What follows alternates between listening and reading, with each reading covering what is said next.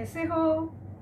मैं हूँ आपकी हिंदी की टीचर भारती सरोदे।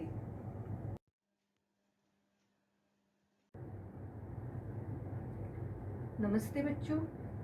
कोविड-19 के इस मुश्किल दौर ने हमें अपने घरों में रहकर अपना कार्य करने के लिए मजबूर कर दिया है, लेकिन बृहन्मुंबई महानगर पालिका ने आपके लिए इस चैनल के द्वारा पढ़ने का अवसर दिया है। इस चैनल द्वारा आपके लिए वीडियो बनाए जाते हैं जिसमें आपका पाठ, उसका शीर्षक तथा उसके नीचे दिए गए स्वाध्याय सभी दिखाई देंगे, जो आप घर बैठकर ही अपना अध्ययन पूरा कर सकोगे। तो चलिए आज हम एक नए पाठ की ओर जाते हैं। बृहन्मुंबई महानगरपालिका शिक्षण विभाग वर्चुअल ट्रेनिंग सेंटर द्वारा मैं भारती सरोदे आपका स्वागत करती हूँ। नमस्ते प्यारे बच्चों, आज हम हिंदी सुलभ भारती छठी कक्षा का अभ्यास करेंगे। इसके पहले के वीडियो में हमने तूफानों से क्या डरना यह कविता पढ़ी है, सीखी है। आओ आज हम इस कविता के अंतर्गत और अंत में दिए गए स्वाध्याय को पूरा करते हैं। ये है हमारे पाठ्य पुस्तक में दी हुई कविता तूफानों से क्या डरना। तो सबसे पहले हम इस कविता को ताल सुर के साथ सुनते हैं। नफरत करना नहीं किसी से, प्यार सभी से करना जी। तूफान तो आते रहते हैं, इनसे भी क्या डरना जी। हिम्मत करने वालों को मिलती मदद सब लोगों की, सत्कर्मों की तुलिका से जीवन में रंग भरना जी। हार जीत का खेल है जीवन, खेल समझ कर खेलो। जो भी मिलता हाथ बढ़ाकर खुशी खुशी तुम ले लो। जब तक जियो हंसकर जियो, एक दिन सबको जाना जी। तूफान तो आते रहते हैं, इनसे भी क्या डरना जी। धूप छाव जीवन का हिस्सा, कभी उजाला कभी अंधेरा। रात हो चाहे जितनी लंबी, उसका भी है अंत सवेरा। समय एक सा कभी न रहता, थोड़ा धीरज धरना जी। तूफान तो आते रहते हैं, इनसे भी क्या डरना जी। देह अभिमान के कारण देखो कितनी महामारी है। सबको सच्ची राह दिखाना अपनी जिम्मेदारी है। आत्मज्ञान के दीप जलाकर दूर अंधेरा करना जी। तूफान तो आते रहते हैं, इनसे भी क्या डरना जी। तूफान तो आते रहते हैं, इनसे भी क्या डरना जी।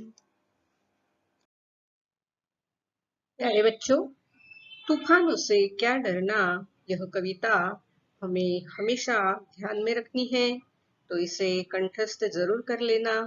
आओ अब हम इस कविता के अंतर्गत और अंत में हमें जो स्वाध्याय दिया है, प्रश्न दिए हैं, उनके उत्तर लिखते हैं।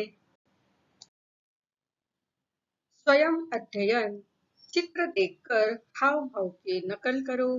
देखो तो यहाँ हर चेहरे पर अलग अलग भाव है, तो इन्हें देखकर आप भी इनकी नकल करो और कौन सा भाव चित्र पर दिखाई दे रहा है लिखो। इन चेहरों पर कौन से भाव है देखो तो। हंसना, गुस्सा, नाखुश, डरना। रोना, खुश, आश्चर्य। खोजबीन इस शीर्षक के अंतर्गत भारतीय स्थानीय समय के अनुसार देश विदेश के समय की तालिका बनाओ। देखो, यहाँ न्यू दिल्ली यानी भारतीय स्थानीय समय दिखाया जा रहा है। तो उसी वक्त Hong Kong, Tokyo, Sydney, Moscow, London, New York और लॉस एंजलिस के घड़ी में कितने बजे होंगे, यह इन घड़ियों में दिखाया गया है। तो हर एक देश की स्थानीय समय जो होता है उसमें फर्क होता है। यह बात आप इंटरनेट के माध्यम से ध्यान से, गौर से समझ लेना। मैंने समझा। तूफानों से क्या डरना, इस कविता को पढ़कर आपने क्या क्या समझा है अपने शब्दों में लिखो। तो चलो लिखते हैं। मनुष्य को कभी भी असफलताओं से घबराना नहीं चाहिए, बल्कि मेहनत के द्वारा लक्ष्य की प्राप्ति करनी चाहिए। मनुष्य को अपने ऊपर अहंकार नहीं करना चाहिए। हर परिस्थिति में धीरज से काम लेना चाहिए। कवयित्री इस कविता के माध्यम से बताना चाहती है कि जीवन में आई समस्याओं पर सहनशीलता के साथ विजय प्राप्त करनी चाहिए। हमें सदैव प्रसन्नतापूर्वक लोगों के साथ मिलजुल कर रहना चाहिए। हमेशा सही राह पर चलना और सभी को सच्ची राह दिखाना हमारी जिम्मेदारी है। शब्द वाटिका। तूफानों से क्या डरना, इस कविता में आए नए शब्द और उनके अर्थ देखते हैं। सत्कर्म, अच्छा कार्य। अभिमान, घमंड। महामारी, संक्रामक भीषण रोग जैसे कि कोरोना। तुलिका यानी ब्रश। धीरज यानी धैर्य। आत्मज्ञान यानी स्वयं का ज्ञान। देह यानी शरीर। भाषा की ओर, इस शीर्षक के अंतर्गत कविता में आए शब्दों के विरुद्धार्थी शब्द लिखो। चलो लिखते हैं। प्यार, नफरत। हार, जीत। धूप, छांव। उजाला, अंधेरा। रात, सवेरा। सुनो तो जरा, इस शीर्षक के अंतर्गत रेडियो पर एकाग्रता से भजन सुनो और दोहराओ, यह बात बताई गई है। आओ आज हम एक भजन देखते हैं, सुनते हैं। हे रोम रोम में बसने वाले राम, जगत के स्वामी हे अंतर्यामी, मैं तुझसे क्या मांगू। भेद तेरा कोई क्या पहचाने, जो तुझसा हो वो तुझ जाने। तेरे किए को हम क्या देते, भले बुरे का नाम। हे रोम रोम में बसने वाले राम।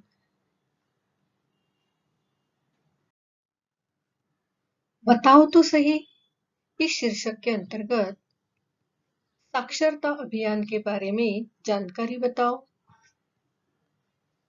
हमारे देश में शिक्षा का स्तर बहुत बड़ा है, जिससे भारत देश के लोग सफल हुए हैं। साक्षरता अभियान चलाकर लोगों के जीवन में जो अज्ञान का अंधेरा था, वह दूर किया जा रहा है। इस अभियान के द्वारा उनके जीवन में ज्ञान का उजाला हुआ है। साक्षरता अभियान सफल भी रहा है। इस अभियान से हमारे देश के लड़कियां, लड़के तथा प्रौढ़ शिक्षा की ओर बढ़ रहे हैं। अशिक्षा एवं निरक्षरता को दूर करने के प्रयास हो रहे हैं। जगह जगह विद्यालय खोले जा रहे हैं। प्रौढ़ शिक्षा के लिए प्रौढ़ शिक्षा अधिकारी नियुक्त किए गए और बेरोजगार शिक्षित युवक सेवानिवृत्त कर्मचारी एवं समाज सेवक लोग इस कार्य में लगाए गए हैं। साथ ही ग्रामीण क्षेत्रों में जगह जगह पाठशालाएं खोली गई है। सभी को अक्षर का ज्ञान हो, इसके लिए हमारे देश में साक्षरता अभियान चलाया जा रहा है। निरक्षरता जो हमारे समाज पर एक काला दाग है, उसे साक्षरता अभियान से मिटाया जा रहा है। वाचन जगत से मीरा का पद और सरल अर्थ बताओ। बच्चों, ये है भक्त मीराबाई जो कृष्ण की भक्ति किया करती थी। उनका यह पद पहले हम पढ़ते हैं और उसका अर्थ भी बताते हैं। पायो जी मैंने राम रतन धन पायो, वस्तु अमोलक तिमर सतगुरु, कृपा कर अपनायो। जन्म जन्म की पूंजी पाई, जग में सभी को आयो। खर्चन खूटे चोरन लूटे, दिन दिन बढ़त सवायो। सत की नाव खेवटिया सतगुरु, भव सागर तर आयो। मीरा के प्रभु गिरधर नागर, हरख हरख जस पायो। पायो जी मैंने राम रतन धन पायो। कृष्ण की भक्ति में लीन रहने वाली मीराबाई कहती है, मुझे राम रूपी बड़े धन की प्राप्ति हुई है।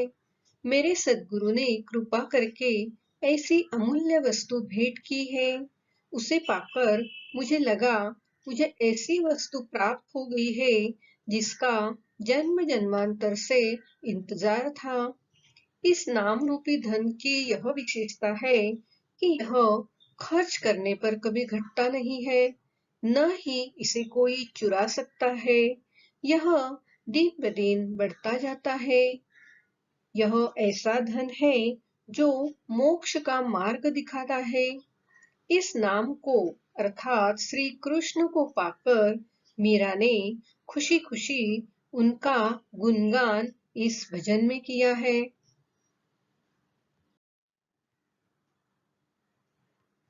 मेरी कलम से, इसके अंतर्गत आपको महीने में एक बार कविता का श्रुत लेखन करने को कहा गया है। कविता सुननी है और उसका लेखन करना है। दूसरा स्वाध्याय है, इस कविता का सार लिखो। आओ इस कविता का सारांश हम देखते हैं। हमें जिंदगी में कभी भी किसी से भी नफरत नहीं करनी चाहिए। सबके साथ प्यार से रहना चाहिए। जिंदगी में संकट तो आते रहते हैं, मगर हमें संकट से डरना नहीं चाहिए। जो लोग हिम्मत से आगे बढ़ते हैं, उन लोगों की मदद करनी चाहिए। हमें अच्छे काम करने चाहिए। अच्छे कामों का फल अच्छा ही मिलता है। जीवन में कभी सफलता मिलती है तो कभी असफलता मिलती है, लेकिन हमें निराश नहीं होना है। हार जीत, सुख दुख, ये तो जीवन का हिस्सा है। उसका स्वीकार करना चाहिए। जिंदगी में तूफान तो आते रहते हैं, उनसे डरना नहीं चाहिए। हमें हंसकर हमारी जिंदगी बितानी चाहिए। जिंदगी में कभी उजाला आता है तो कभी अंधेरा आता है। रात के बाद सवेरा आता है। कठिन परिस्थिति में हमें धीरज रखना चाहिए। हमें अपने सुंदर शरीर पर अभिमान होता है, लेकिन यह अभिमान एक महामारी के समान है। इसलिए हमें ये अभिमान छोड़ देना चाहिए। सबको सच्ची राह दिखानी चाहिए। ज्ञान रूपी दीप जलाकर अज्ञानता का अंधकार दूर करना चाहिए।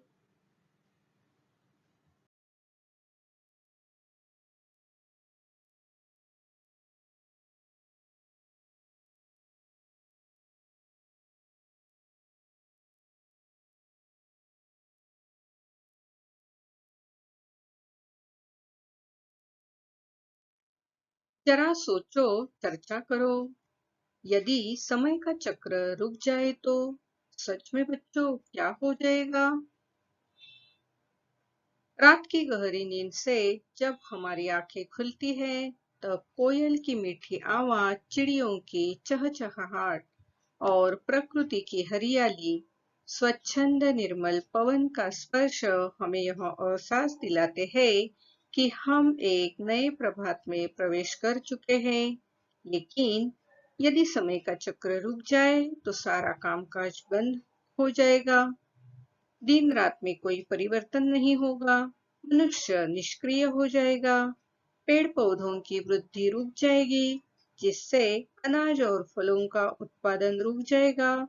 सारे प्राणियों सहित संपूर्ण जगत गतिहीन और स्थिर हो जाएगा।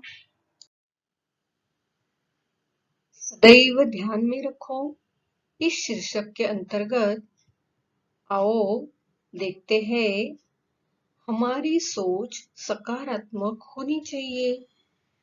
सकारात्मक सोच होने से हमें क्या-क्या फायदे होते हैं, आइए देखते हैं। सकारात्मक सोच एक ऊर्जा प्रदान करती है, हौसला देती है, सफल होने का उत्साहित करती है, नित नए आयाम स्थापित करने के लिए। जब हमारी सोच सकारात्मक बन जाती है, तो उसके परिणाम भी सकारात्मक आने लगते हैं। आपका विचार आपके जीवन को आकार देता है। वे आपके कार्यों, निर्णयों, प्रतिक्रियाओं, रिश्तों और व्यवहारों को प्रभावित करते हैं। अपनी सोच और दृष्टिकोण में एक सकारात्मक बदलाव की आवश्यकता हो सकती है। Think positive and be positive.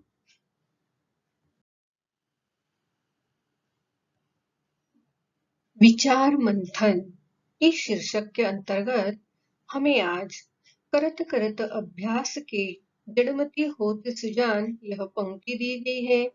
आओ इस पंक्ति पर हम कुछ विचार करते हैं। यह पूरी पंक्ति इस तरह है कि करत करत अभ्यास के जड़मति होत सुजान, रसरी आवत जात ते, सिल पर परत निशान। आओ इसका अर्थ समझते हैं। कवि वृंद द्वारा रचा इस दोहा का अर्थ इस तरह है। कुएं से पानी खींचने के लिए बर्तन से बांधी हुई रस्सी कुएं के किनारे पर रखे हुए पत्थर से बार बार रगड़ खाने से पत्थर पर भी निशान बन जाते हैं। ठीक इसी प्रकार बार बार अभ्यास करने से मंद बुद्धि व्यक्ति भी कई नई बातें सीखकर उनका जानकार हो सकता है। आया समझ में इसका अर्थ?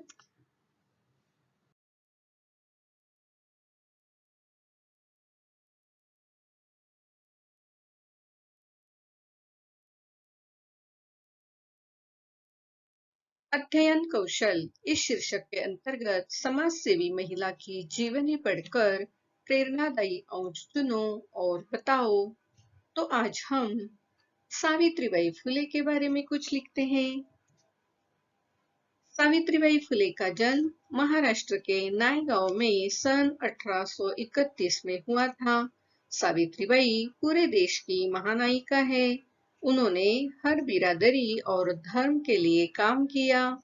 जब सावित्रीबाई पढ़ाने के लिए जाती थी, तो रास्ते में लोग उन पर गंदगी, कीचड़, गोबर तक फेंका करते थे। सावित्रीबाई एक साड़ी अपने थैली में लेकर चलती थी और स्कूल पहुंचकर गंदी साड़ी बदल लेती थी।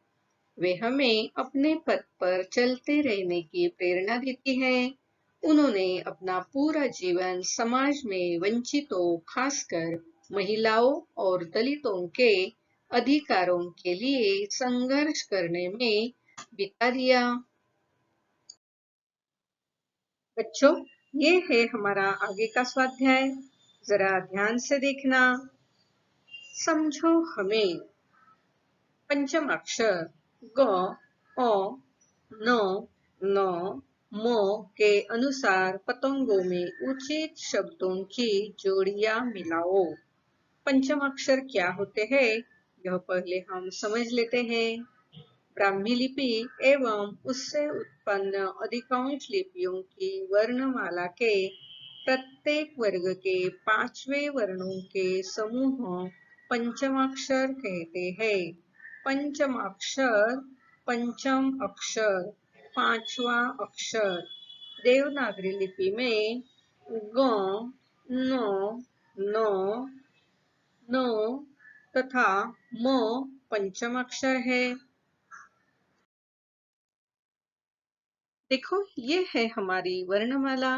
इस वर्णमाला में क, ख, ग, घ के अंत में आया ग, च, छ, ज, झ के अंत में आया ज्ञ,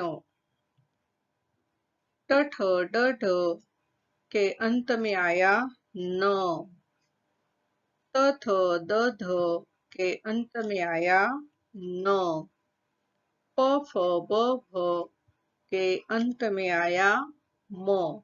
तो इस तरह यह पंचमाक्षर जो है, अब इनका उपयोग कहाँ किया जाता है, यह हम समझ लेते हैं।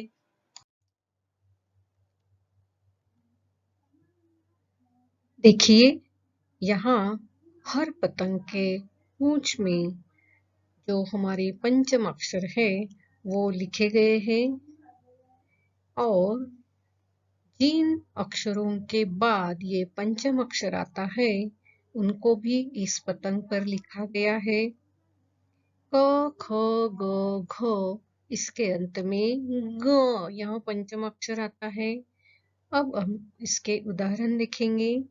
कंगना, संघमित्रा, पंख, कंकाल, इस तरह। आगे का जो पंचम अक्षर है च, छ, ज, झ, इसके अंत में आता है न, तो इसका उच्चारण इस तरह होता है चंचल, जंजाल, पंछी, झंझा। अभी इसके आगे ट, ठ, ड, ढ, इसके अंत में जो पंचम अक्षर आता है न, इसके कुछ उदाहरण देखते हैं। कंठ, डंडा, पंडरी, घंटा, इस तरह के उदाहरण देखे हैं। अभी त, थ, द, ध, इन अक्षरों के बाद जो पंचम अक्षर आता है वो है न। अभी उसके कुछ उदाहरण देखते हैं। गंधर्व, अंदर, अंतिम, मंथन, इस तरह के उदाहरण। और प, फ, ब, भ, इसके अंत में जो पंचम अक्षर आता है वो है म। इस म का उच्चारण इन शब्दों में देखिए कैसा होता है। चंबल, इम्फाल, अचंभा, चंपारण। तो बच्चों, आज हमने इन पंचम अक्षरों की जानकारी ली है। अभी आपने जो उदाहरण देखे हैं उन उदाहरणों में ये पंचम अक्षर कहीं भी दिखाई नहीं देते। तो इन पंचम अक्षरों की जो उच्चारण है वह अनुस्वार के रूप में की जाती है। अब आप आगे आप जब भी कोई पाठ पढ़ोगे तो इस तरह अनुस्वार वाले जो शब्द होते हैं उन शब्दों में कौन सा पंचाक्षर छिपा है इसके बारे में जरूर जान लेना। तो तूफानों से क्या डरना, यह कविता अब हम एक एक लाइन करके पहले पढ़ते हैं और उसके बाद इस कविता को ताल सुर के साथ सभी मिलकर गाते हैं। नफरत करना नहीं किसी से, प्यार सभी से करना जी। तूफान तो आते रहते हैं, इनसे भी क्या डरना जी। हिम्मत करने वालों को मिलती मदद सब लोगों की। सत्कर्मों की तुलिका से जीवन में रंग भरना जी। हार जीत का खेल है जीवन, खेल समझकर खेलो। जो भी मिलता हाथ बढ़ाकर, खुशी खुशी तुम ले लो।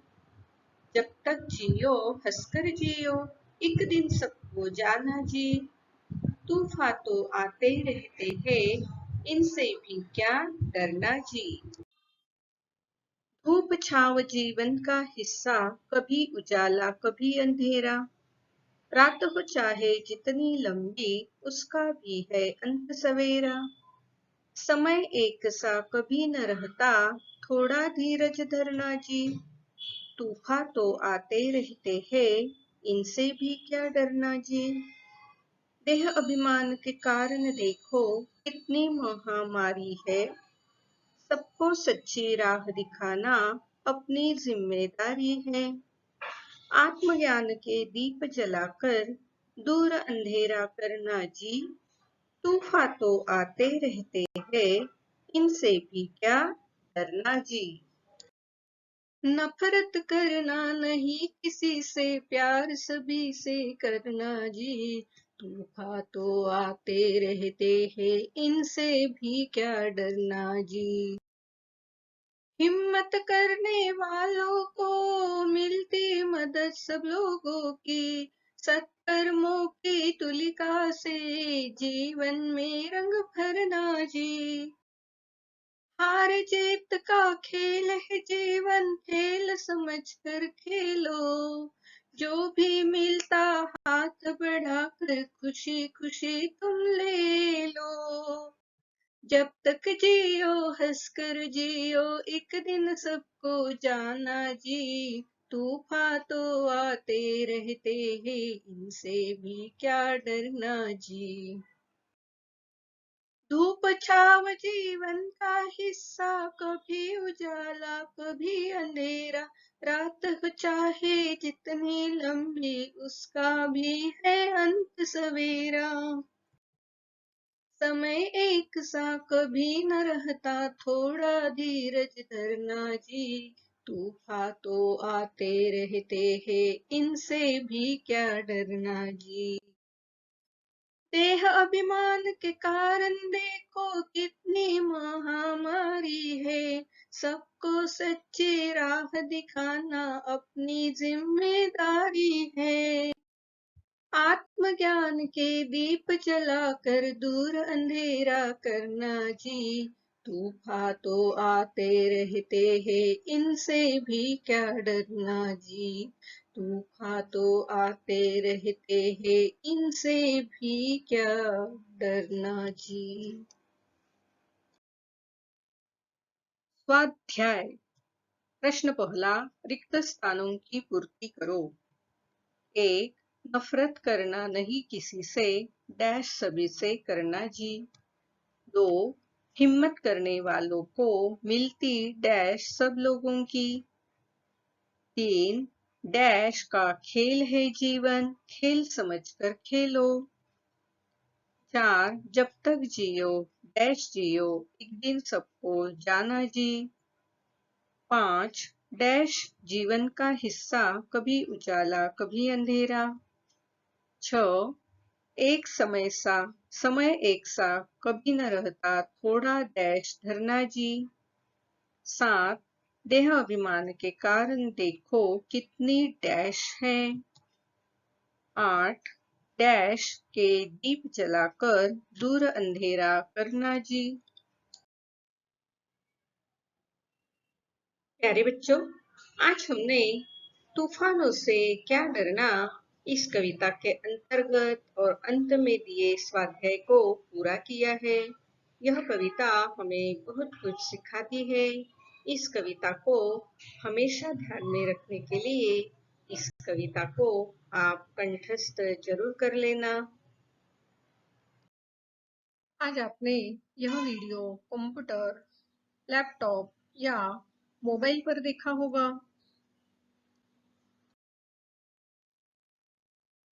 वीडियो के अंत में इस तरह का एरो दिखाई देगा। इस एरो को आपको क्लिक करना है। एरो को क्लिक करते ही आपके सामने डिस्क्रिप्शन बॉक्स खुल जाएगा। इसमें आपकी कक्षा, विषय, घटक तथा टीचर का नाम दिया हुआ है और उसके नीचे जो वीडियो आपने देखा है उस पर आधारित कुछ प्रश्न दिए होंगे जिसके उत्तर आपको अपनी कॉपी में लिखना है। और हाँ, यहाँ आपके लिए एक लिंक दी हुई है। इस लिंक को आपको क्लिक करना है। इस लिंक को क्लिक करते ही आपके सामने गूगल फॉर्म खुल जाएगा। इस तरह गूगल फॉर्म जो सर्वे या फीडबैक फॉर्म है आपके सामने खुल जाएगा। इस फॉर्म को भर देना और हाँ, अंत में इस फॉर्म के सबमिट का जो बटन है उसे क्लिक करना।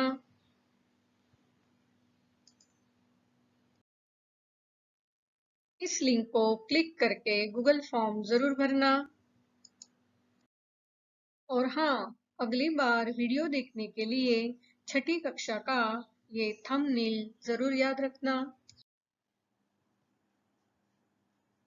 मेरा ये वीडियो आपको जरूर पसंद आया होगा, तो इस वीडियो को लाइक कीजिए, शेयर कीजिए, सब्सक्राइब कीजिए। मेरा ये वीडियो ध्यान से देखने के लिए आप सभी को बहुत बहुत धन्यवाद।